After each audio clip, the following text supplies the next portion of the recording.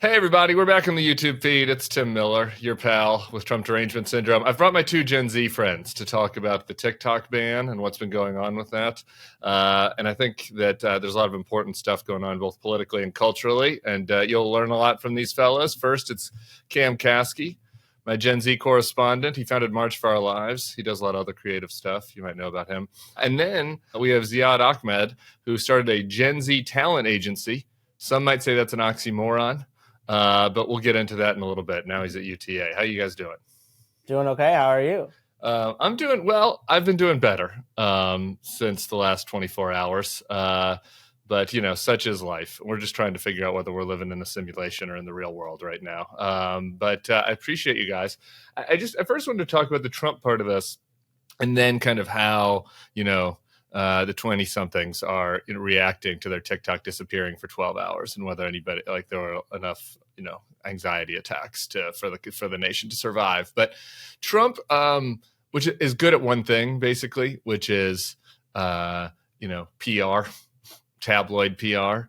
So essentially, as I read this, like, him and the TikTok guy had a back channel deal where they like pretended to shut it down for a few hours. It crashed on everybody's, you know, little app. So if you wanted to go out on Saturday, instead of going out on Saturday night, if you wanted to just scroll through your TikTok, you couldn't do it. And then Mr. Trump came back in to save the day. And now TikTok is back up. There's a 3-month extension, which they're going to try to figure it out. This is kind of a, you know, an issue, I think, for me, because I do think a lot of youth, you guys tell me, are now seeing Trump as kind of the good guy in this narrative, even though Trump was the first person to propose the TikTok ban, and it's all the Republicans on the Hill that are China hawks that have been supportive of it, and it's National Security Advisor that's supporting it. But I'm wondering what you guys are hearing as far as whether Trump's Kabuki theater, we can say Kabuki theater again, whether Trump's Kabuki theater is working. I think it's totally working. I mean, even my friends who are relatively informed or one way or another, you know, maybe they've heard whispers of some sort of shady back-end deals going on. It is very clearly what's happening, seeing as that's what Trump is doing all across tech. And, you know, it would be funny if it weren't so terrible that the Republicans were able to so effectively fearmonger against this big boogeyman of big tech.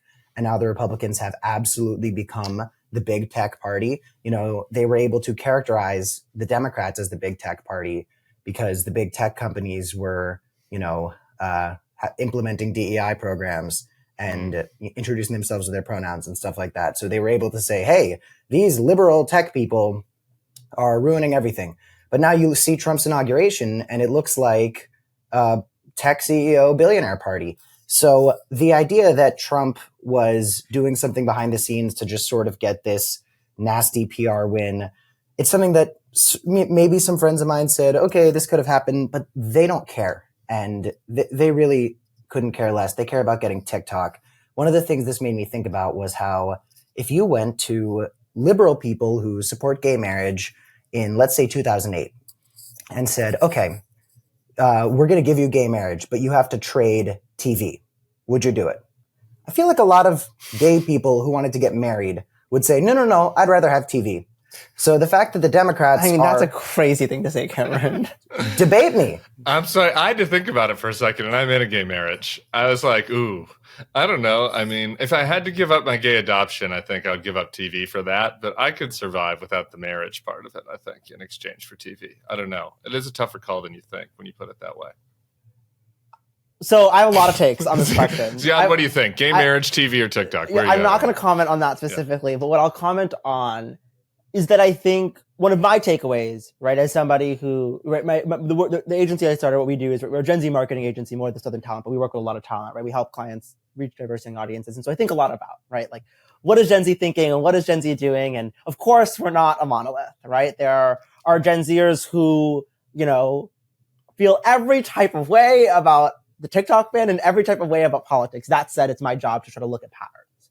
And when I look at a pattern, right, at a macro level, there is basically no policy that the US government could implement that could impact young people more than this, right? When you think about the fact that Gen Zers and young people spend 8 hours plus a day on their phones, right, on average, right? Like, we are talking about, or online on average, right? We are talking about such a huge amount of time, much of which on TikTok, right? I personally begin every day by scrolling on TikTok and end every day by scrolling on TikTok. And so there is virtually no policy, right, that could impact my day-to-day in terms of hours spent more than this, right? And so at a baseline, I think it is a very, much like anything as it pertains to egg prices or gas prices, this is something that the consumer is going to be very sensitive to because it impacts your day-to-day lived experience, right?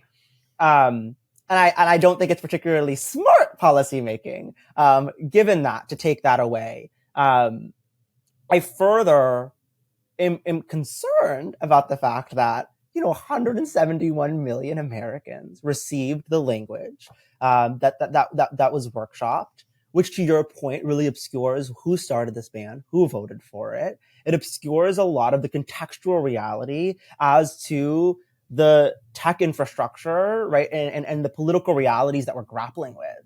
And for a lot of people, their political news consumption isn't that high, right, for a plethora of reasons. And so that becomes the narrative and that becomes the story. And so I'm definitely concerned, as somebody who's very public about being on the progressive side of things, that we, have really lost the narrative here. And I think falsely prioritized issues in a way that I think young people are really mad at, right? And when I zoom out even further, of course, there is the outrage at losing TikTok for 12 hours and feeling like, my freedom of speech and where is my community and where is my joy? And then we got it back and yay, great, awesome. But more so, I think that what we saw is across the political spectrum from Gen Z, there is just outrage that the government is prioritizing this over so many other things, right? Here we are looking at a world that's quite literally on fire. And you're taking away the app that gives me joy and lets me connect with my friends. That's crazy. Right? How did this even rank on the agenda high enough to actually go through? And I think oftentimes we perceive government as so ineffective. How could this be the thing that they were effective on? Whereas I think a question that across the political spectrum, a lot of young people are asking in a world where we're demanding so much more. Yeah, I want to push back on you a little bit. Please. But first, I want to play a couple of clips of, influencers talking about how they got to hand it to Donald Trump. I gotta keep it real. I am crashing the fuck out right now. I don't know what to do. Oh my God. I've already opened and closed the app probably 6 times already just to keep getting the same stupid warning message. Oh my God. God, and I can't, now I'm rooting for Trump? Ew. God, make America fucking great again, I guess. God. Donald Trump is not yet the president. How did he do that? Also, this is so embarrassing for the Supreme Court. No, you're not. Yeah, no, you're not. No, you're not. Stop. So, okay. So we're handing it to Donald Trump here. Great job, dear leader. Say the Gen Z influencers. I know you're not handing it to him, but the people we just played. I know you're saying that Gen Z folks feel like there are all these problems. Leadership isn't responsive to them. The Democratic Party isn't being responsive to them. And so this was one thing that was tangible. How do you combat that? Right. I think that the Democrats that were trying to act on this, just like the Republicans were trying to do it earnestly, they were concerned about the way that a geopolitical foe of ours is jiggering with the algorithm. But this has happened now. It's over. This is in Donald Trump's hands. The Democrats don't have any power at this point over what to do. So what would be something that people would be responsive to, do you think, at this point? As it pertains to TikTok? Yeah, sure. Yeah, how can Democrats communicate to the people that are consuming all this stuff on TikTok now in a way? Yeah. And it feels like the horse is out of the barn. This is a very big problem. It seems. I think it's a huge. It's a huge problem. Yeah. I have a lot of takeaways, right, from the November election, I think, and also from the last few days, and I think that the Democratic Party, right, is so insistent on doing things the right way and the way that they've been done that we fail to often be creative and often meet people where they're at, right? And what I mean by that is, right, when we evaluate from a marketing standpoint, the US presidential election, right, the Harris campaign outspent the Trump campaign by a huge margin, right? But lost, right? From any marketing perspective, like that's a real decisive loss, and losing market share when you're triple the spent right on media is really decisive. And what that goes to show is clearly the power of alternative media and digital media as it pertains to shaping public consciousness, right? Which one campaign was much more willing to lean into in an earnest way than the other, right? Further, I think what it goes to show is that most Americans don't talk like me, right? Most Americans don't want to talk like me, right? And I think that often... You mean in what way? Like in what way do you talk different? Like, I think I talk like PR people trained me to talk. Oh, right.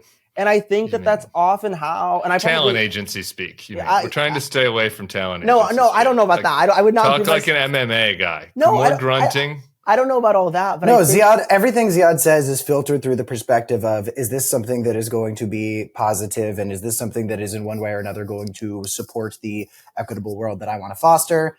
No using the word equitable. We don't use equitable anymore. More importantly, Ziad says the word ostensibly, which I still haven't quite figured out. And that's right. And that's right. And that's true. Right. And I think that we use a vocabulary and partner with people who use a vocabulary through a very specific prism of what we think is brand safe. Right. But a lot of people who are relatable are not necessarily brand safe. Right? Who people are shaping a lot of their... Could you give me an example of one of those people who might be relatable but not brand safe? Kasky is one of those people who is relatable, perhaps not always brand safe, but I think that there is an allergy, right? In a lot of establishment circles to engage with anything that isn't entirely predictable, right? Yeah. That doesn't speak the way that we're taught to speak and raise your hand when we're taught to raise our hand. And I think that people in a lot of ways are talking about a referendum on being able to say, I want to be able to talk like a human and talk to humans.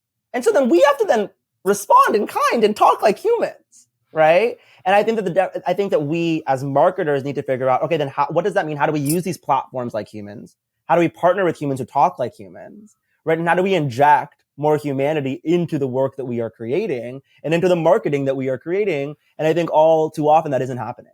Cameron, I'm worried that I basically agree with everything you said, but I'm worried we're descending into nihilism and idiocracy, where it's like we can't use ostensibly.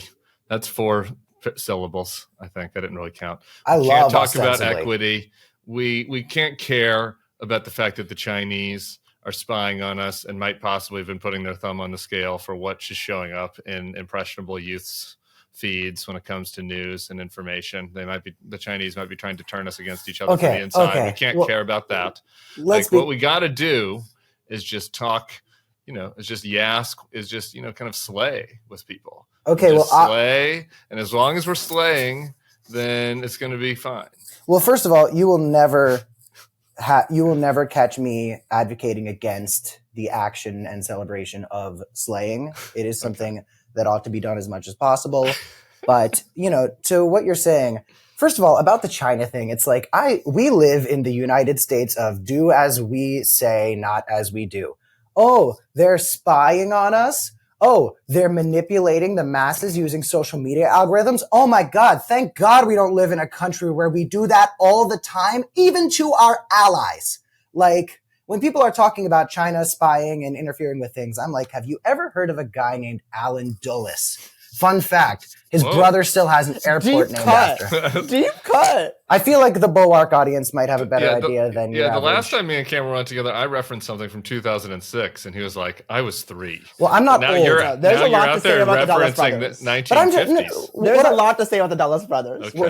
What I'm saying is, like, yes, we ought to keep an eye out for how China's interfering. We ought to take a look at what they're doing. But doing so by disrupting the daily lives of over 100 million people, especially a generation that we just tremendously, oh God, I'm using Trump words. That's how you know the inauguration was yesterday. That we just tremendously failed to reach is just so ridiculous. So no, I'm not saying we need to create an environment where we're treating it like we need to dumb everything down, condescending the American people.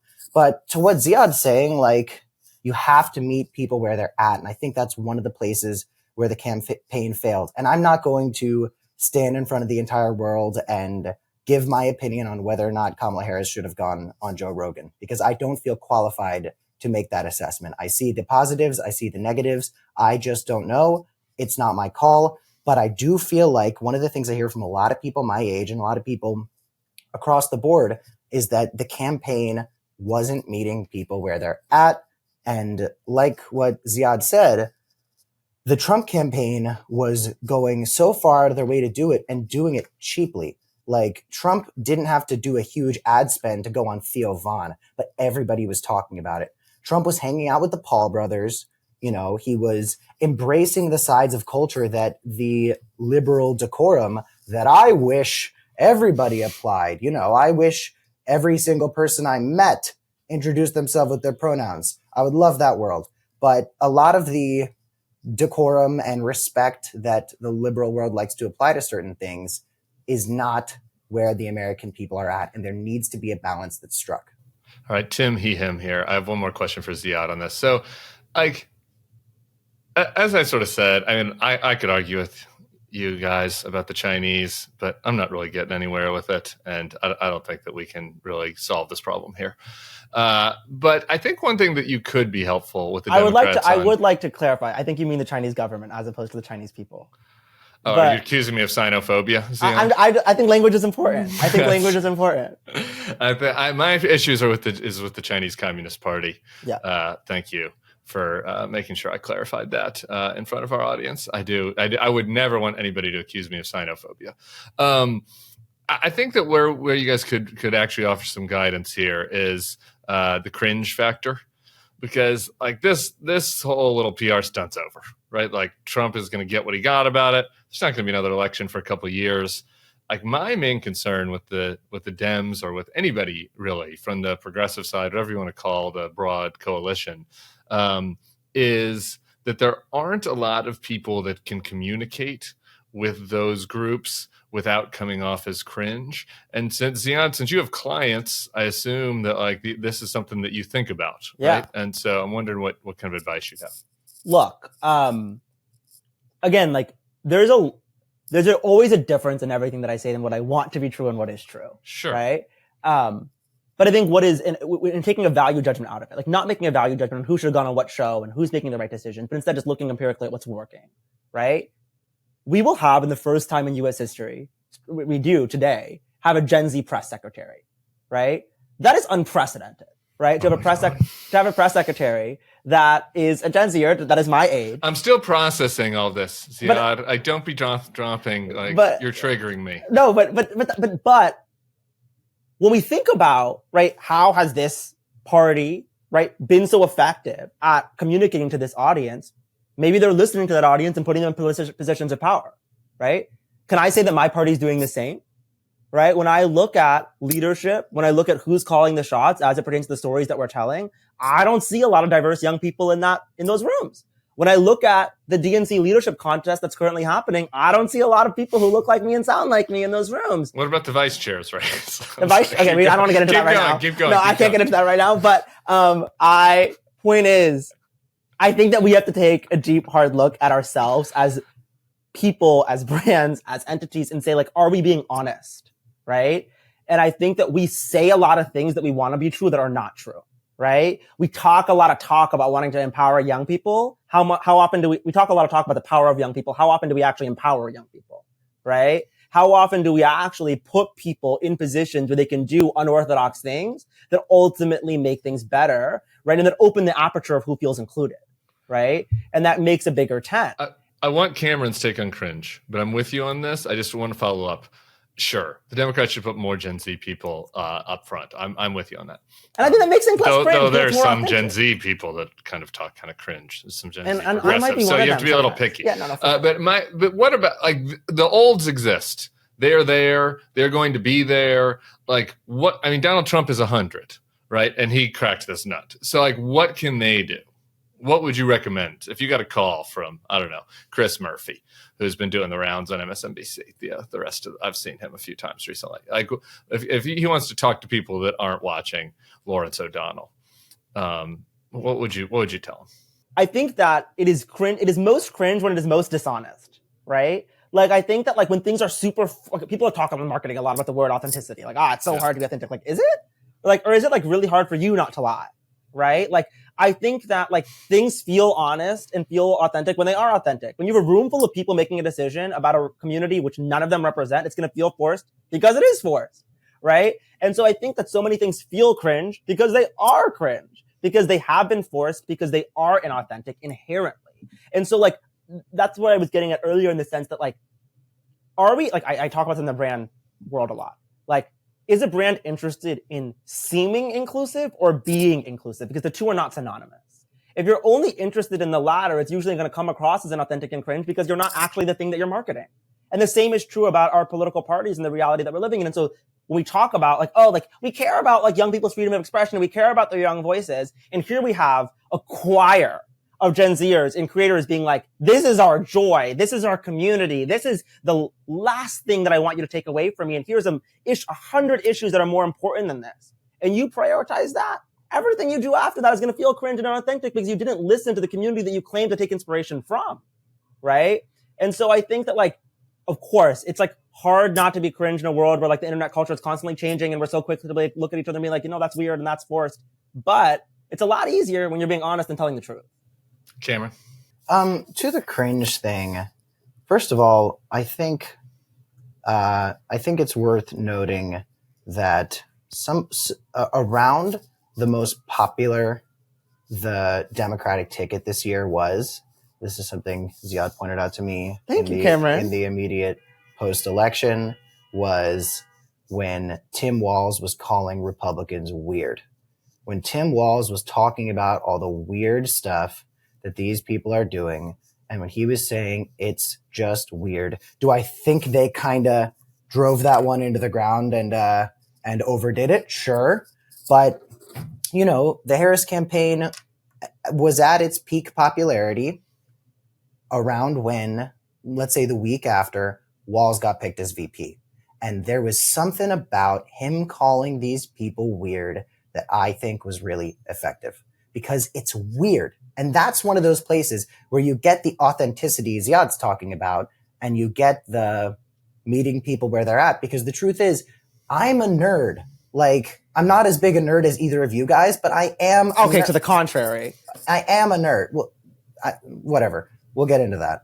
I'll let y'all fight it out. I am a nerd, but so I could go explain away why Republican policy is abhorrent, why each individual policy the Trump campaign was running on was going to be damaging and harmful, and very often worked in contrast with a lot of the values that Republicans themselves try to preach.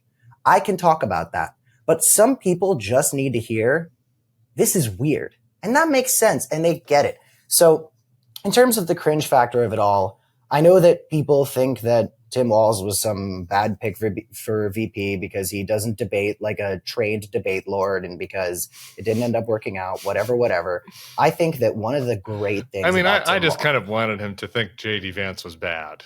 That was just like, it's kind of I didn't need him to be a trained debate lord, but I thought it would have been better if he was like, JD Vance, I think you're bad.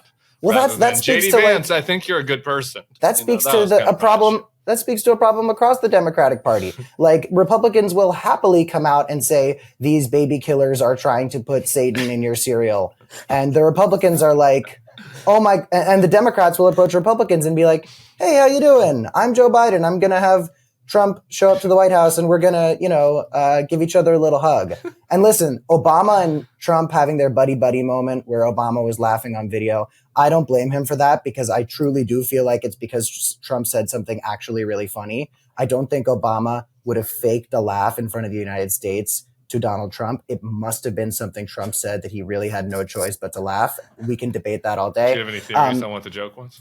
I must have been about Biden. It must have been a joke about Biden. That's the only way I could see Trump making Obama laugh. But point is, I think that one of the things Walz did, and people will say that I'm so silly for speaking positively about a VP pick on a ticket that tremendous again. Yeah, there's so much positive to say about him, I think. There's so much positive to say. One of them being, and we talked about this the first time I came on your show, Tim, Walz felt like somebody who had done the work, because he wanted to help people and improve the lives of people in his home state. And he happened to rise up in politics, not because he had some grand plan to take over the world, like certain people who were maybe considered for the VP that I don't need to mention. Not because he had some vision board in his bedroom that ended with him in the Oval Office, but because he liked helping people and he was good at it. And the Democratic Party made the right choice to identify that authenticity and reward it. And I think across the Democratic Party, you see the opposite choices getting made. You see the Democratic Party rewarding the people who do everything they can to convince the Democratic Party that what they're doing is right. A lot of young voices, a lot of voices that are brought in. So much of the reason they get support from the Democratic establishment is because they're talking to the Democratic establishment and effectively convincing them that it's us, the voters, who are wrong, not them. So when I talk about cringe, I cringe when I see a lot of people the campaign and the party put forward, because those are the people celebrating everything and acting like everything's totally fine. Yeah. I think further to build on that, right? Like, I think that what in that paradigm, right, gets wrong is that like young people are getting up there sometimes and I think dishonestly conveying like, oh, the system works. Like we're cheerleaders for the current establishment and like across this political spectrum. When I pick up the phone and I phone bank and when I knock on doors and I talk to people, like if there's one thing we can agree on is like this system, the establishment, those in power, like this cannot be the best that we can do. Like people across the board, young people are outraged that this is our reality. We might come to different conclusions, right, in regards to what to do about that feeling of outrage and injustice or whatever it might be. But like trying to convince any young person that like the system works is an uphill battle, right? And here you do have some young folks who tell and convince the establishment, oh, what you guys are doing is working, right? And like that is particularly insidious, right, as it relates to the fact that then that jeopardizes the establishment's ability to then connect with the young voters and young people that you need in order to be relevant in the future.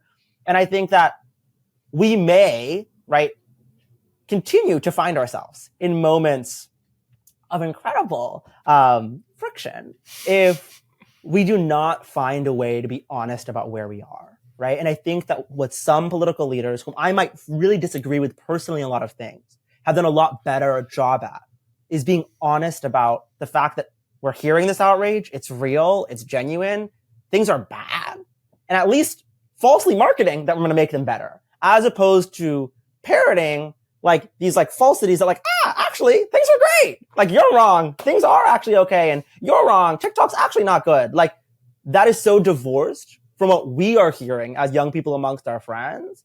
And I think that like people aren't hearing us because they're not talking to us. And I think that's where a lot of the cringe and disconnect comes from. Be careful what you wish for. Things can always get worse. Things can always get worse. No, the establishment order might be bad, but what comes after it might be worse. Guys, there's going to be so much more to talk about this. Will you come back and do it again with me, Ziad? Or maybe who the hell knows? Perhaps who is in your little portfolio of talent out there challenging the status quo? I'd like to hear from them too. And we have 3 months. We have 3 months, but there's going to be more news in the next 3 months. So there's going to be too much news, unfortunately. Can I just say one more thing before we go?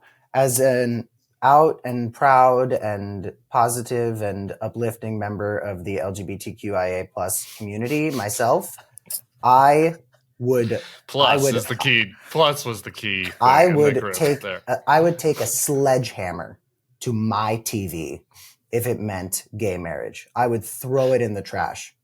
So let me be clear. I love that you're still there. Thank you for your allyship, Cam. Thank you for your allyship. Ziad, thanks for hanging out with us. Thanks for having me. Pleasure and privilege. We'll see you guys soon.